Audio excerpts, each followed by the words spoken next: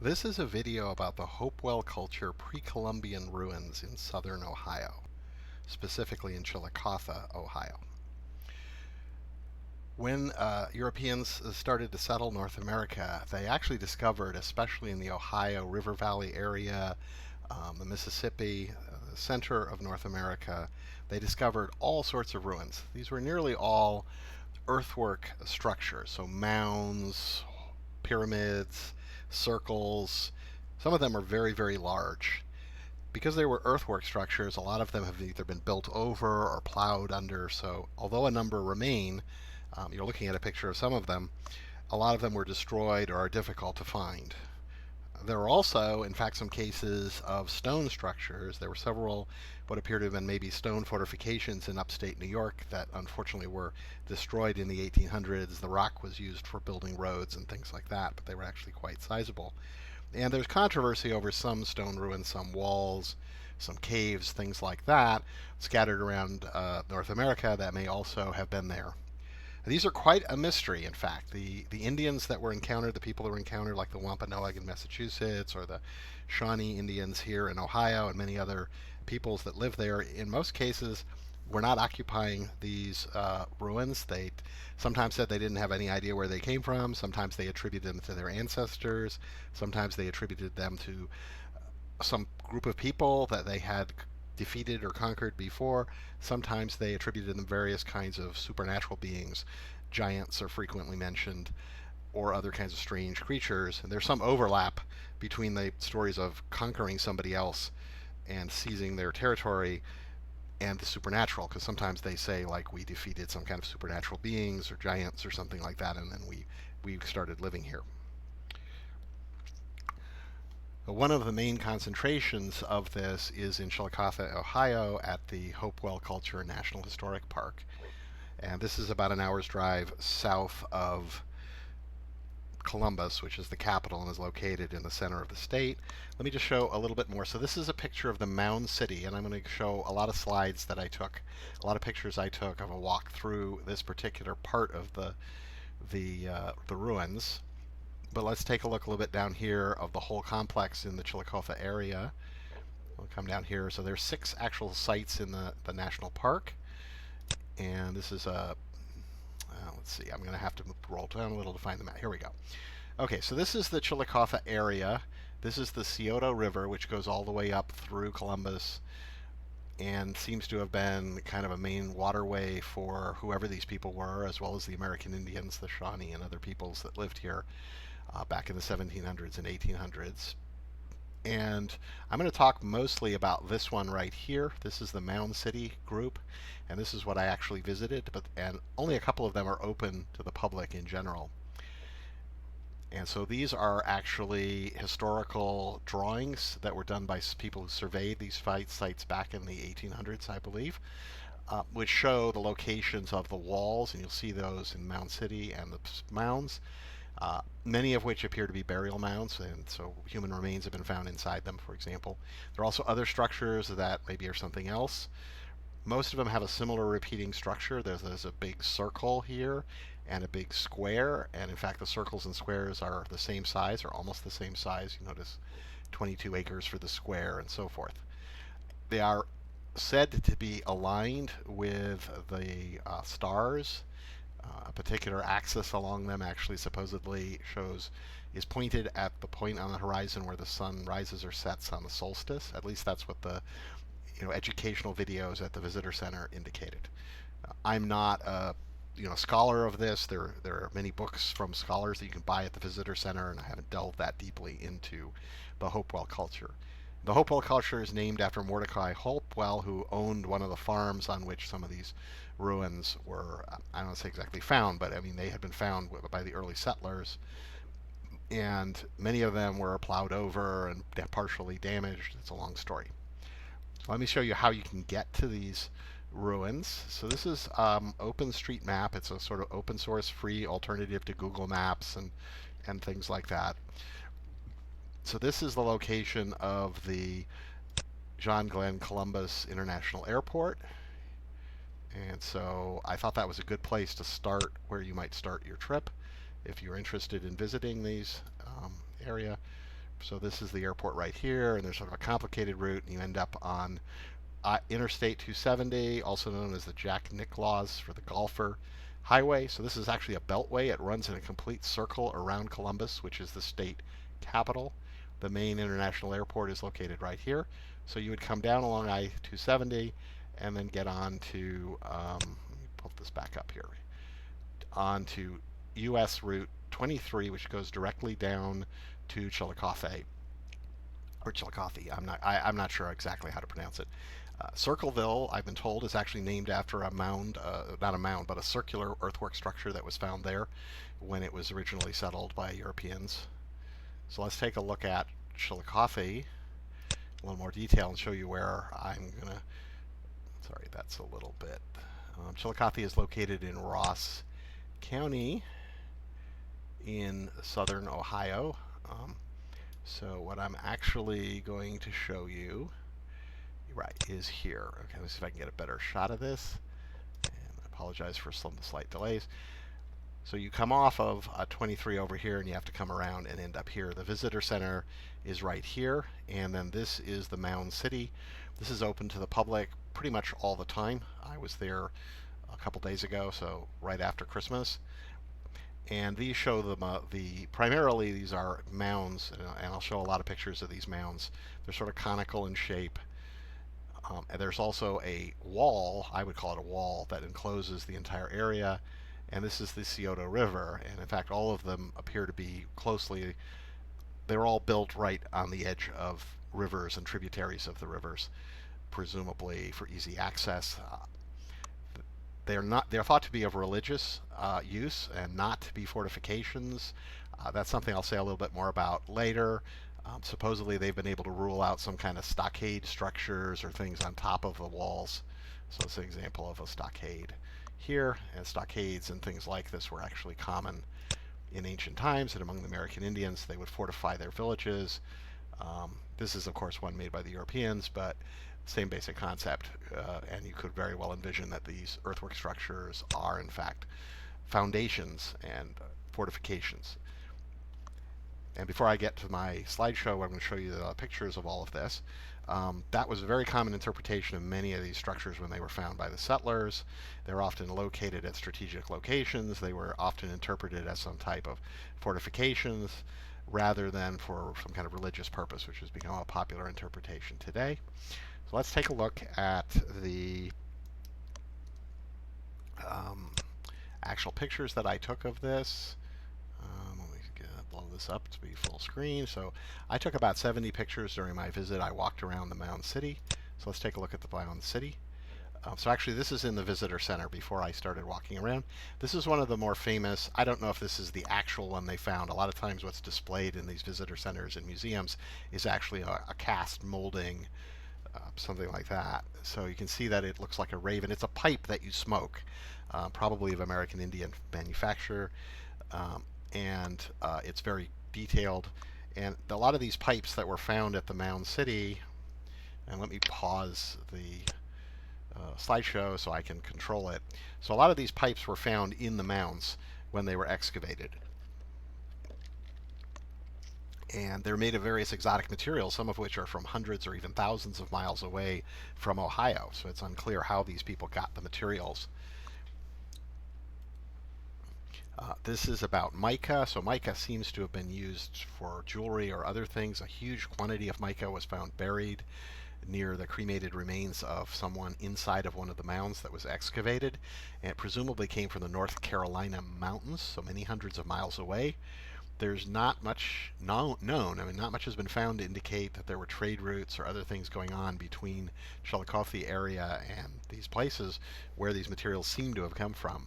It's one of the many mysteries of the ruins and what's been found around them.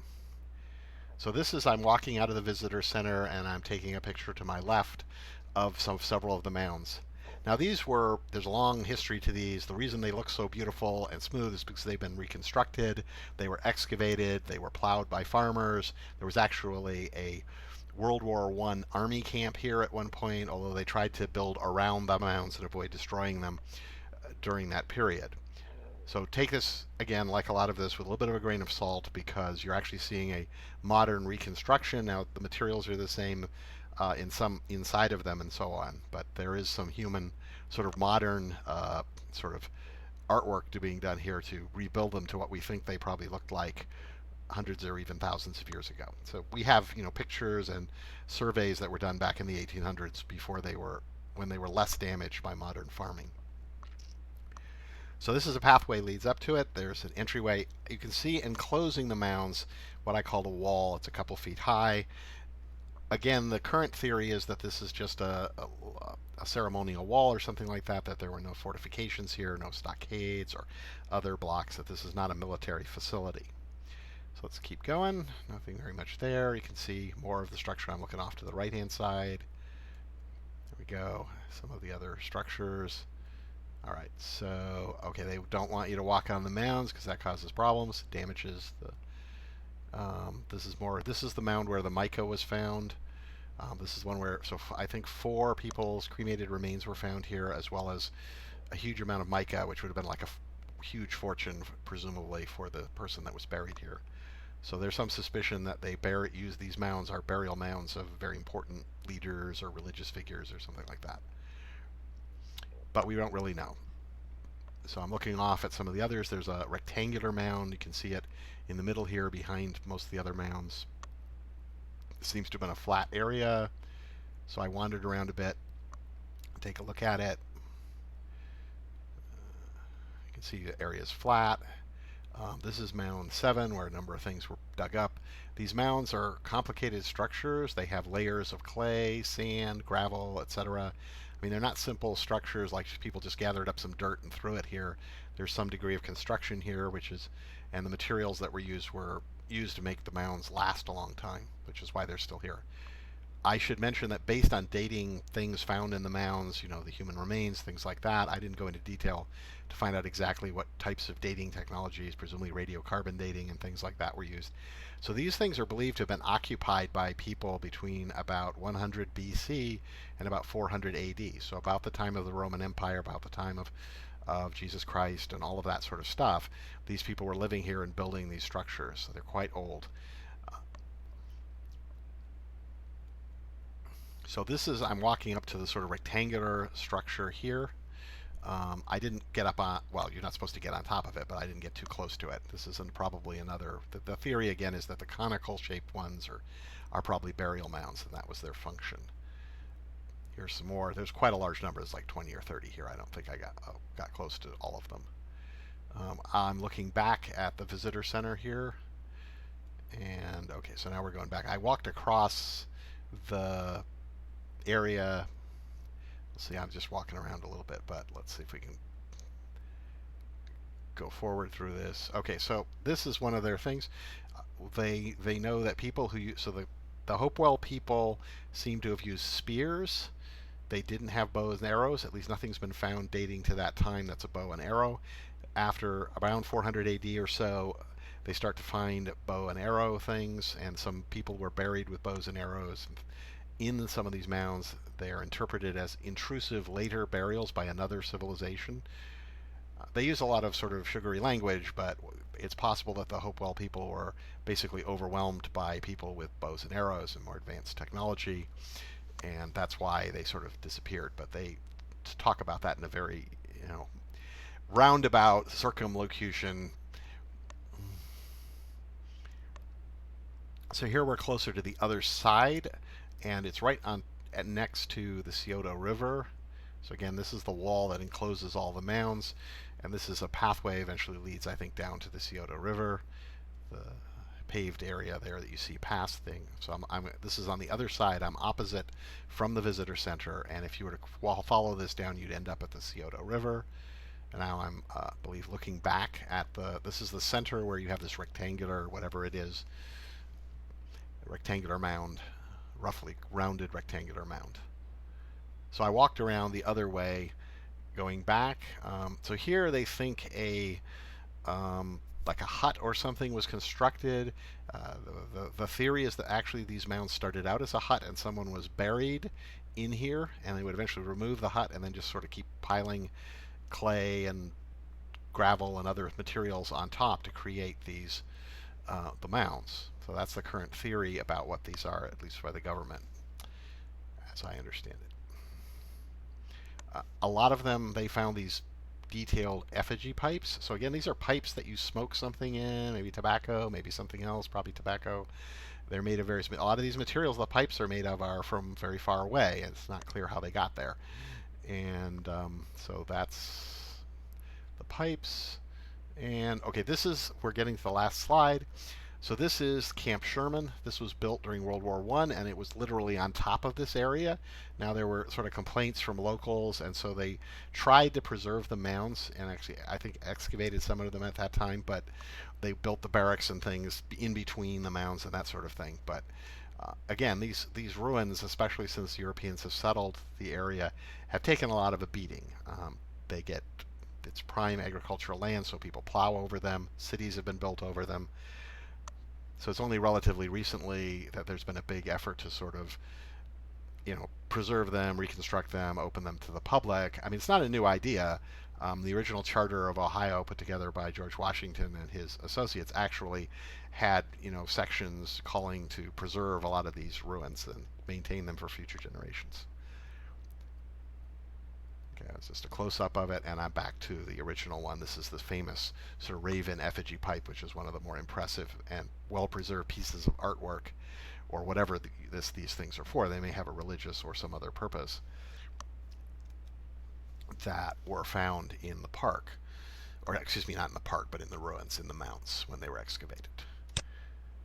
Okay, so let me make a couple other comments at this point, and then I'll wrap up the video.